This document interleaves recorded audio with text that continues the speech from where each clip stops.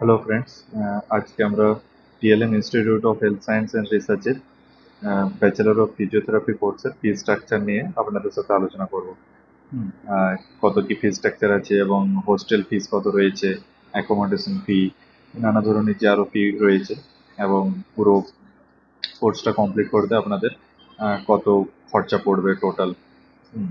তো দেখুন, প্রথমে এখানে ফার্স্ট ইয়ারে, second year, third year, fourth year দেওয়া আছে, আপনারা দেখতে পাবেন।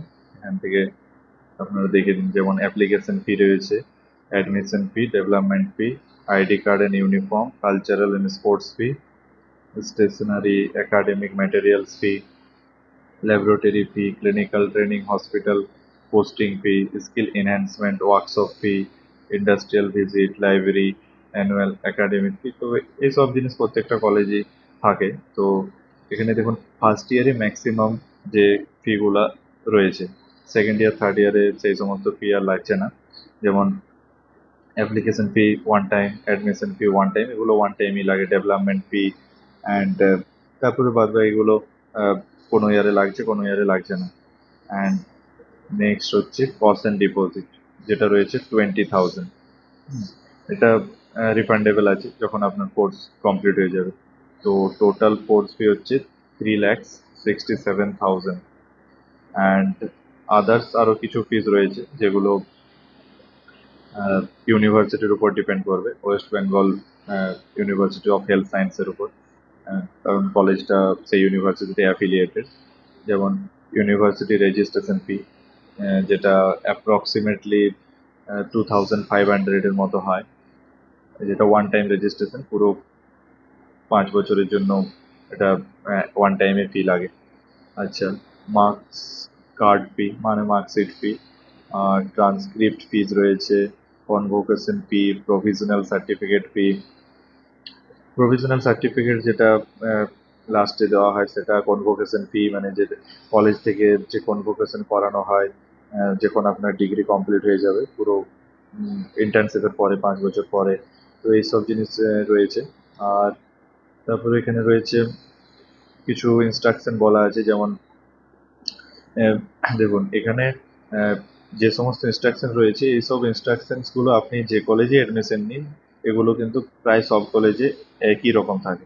Admission fee is not refundable, হ্যাঁ। অ্যান্ড অ্যান্ড ইউনিফর্ম ফি আপনাদেরকে দিতে হবে। তার মধ্যে যেটা কোর্সের চলাকালীন আপনাকে দুবার আপনি uniform fee shall be payable twice during the course duration.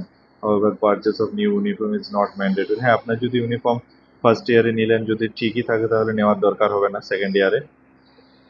এসব জিনিসগুলো ছোট্ট ছোট্ট জিনিস, কিন্তু যারা নতুন অ্যাডমিশন নেবে বা যারা দেখবেন ভিডিওটা, অনেক কিছু কনফিউশন ইনকোয়ারি করার থাকে, তো তারা এই জিনিসগুলো জেনে আসলে তাদের সুবিধা হয়, ওই জন্যে বলে দেওয়া। অ্যান্ড এখানে বলা আছে যে কস্ট অ্যান্ড ডিপোজিটটা রিফান্ডেবল আছে। হ্যাঁ, আরেকটা জিনিস যেটা আহ, হচ্ছে যে অ্যাকোমোডেশন ফি, মানে যদি যারা আপনারা অনেক দূর থেকে পুরুলিয়াতে টিএলএম ইনস্টিটিউট অফ হেলথ সায়েন্সে ফিজিওথেরাপি করতে আসবেন, তারা হয়তো এখানে হোস্টেলে থাকবেন, বা এটা অপশনাল, বাইরেও থাকতে পারে। তো এখানে দেখুন, অ্যাকোমোডেশন ফিটা 22,000 পার অ্যানাম। অ্যাকোমোডেশন ফি মানে শুধু থাকার জন্য যেটা সেটা। আর এখানে ম্যাচ ফি 3,500, যেটা হচ্ছে ফুডের জন্য, খাওয়া দাওয়া। এখানে 3 বার খাবার প্রোভাইড করা হয়। তো সেক্ষেত্রে যদি আপনি চান তো হোস্টেল ফেসিলিটি অ্যাভেল করতে পারেন। খুব ভালো হোস্টেল ফেসিলিটি রয়েছে, অ্যাকোমোডেশন এবং ফুড দুটোই কিন্তু খুব ভালো। অ্যান্ড এখানে আবার কিছুগুলো ইনস্ট্রাকশনস রয়েছে, যেমন fees must be paid on before the prescribe due date. আপনাকে ঠিক টাইম মতো যে ফিস দিতে হবে, যে ডেট ওনারা বলে দেবেন সেই ডেটে। পেনাল্টি লাগতে পারে ফিস পেমেন্ট না ঠিক টাইমে করলে। অ্যান্ড এখানে এগুলো যেগুলো রয়েছে এগুলোর আপনারা দেখে নেবেন। হ্যাঁ, the student must clear all dues before the issuance of this হল টিকিট মার্কশিট, মানে এগুলো আসার আগে বা ইস্যু হবার আগে আপনাদেরকে ক্লিয়ার করতে হবে।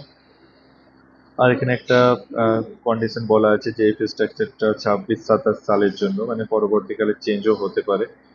কলেজের যে অথরিটি রয়েছে তারা যেটা নির্ধারণ করবেন সেটাই।